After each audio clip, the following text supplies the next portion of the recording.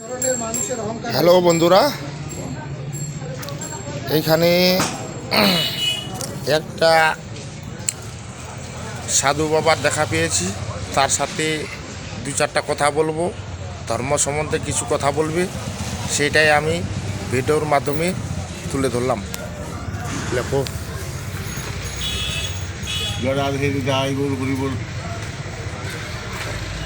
একটা গানের কথা বলছি বাবা, বেশি কথা বলা যাবে না।